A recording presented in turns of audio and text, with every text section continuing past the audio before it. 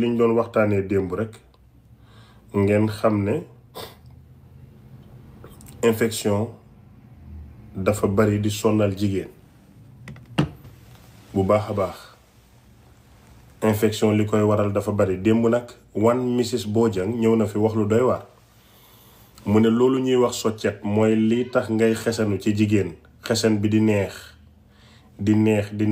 ba soo ko bàyyee muy metti mu ne Angleterre la ko tubaab yi waxee ne loolu lenn ci loolu ñu ngi koy jëlee ci ndox.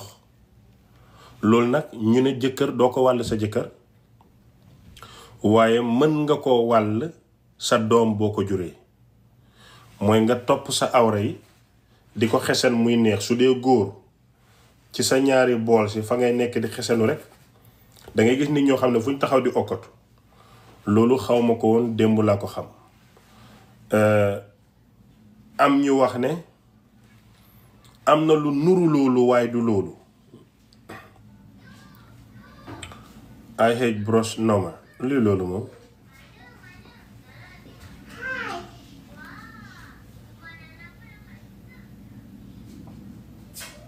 so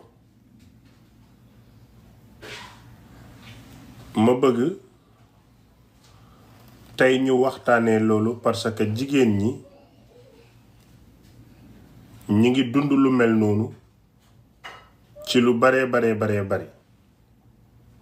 te dund biñ koy dund den ko war a waxtaanee sensibiliser leen ñu xam lan moo koy waral suñ ko amee lan lañu war a def loolu ñu war a def lan moo leen ciy musal lan moo leen ciy dimbale.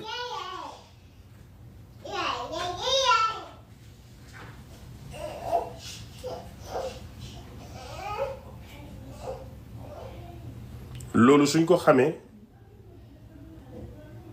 dafay taxaw askan wi ci lu bare léegi nag dama bëgg ñu xam ne infection mën na waral tey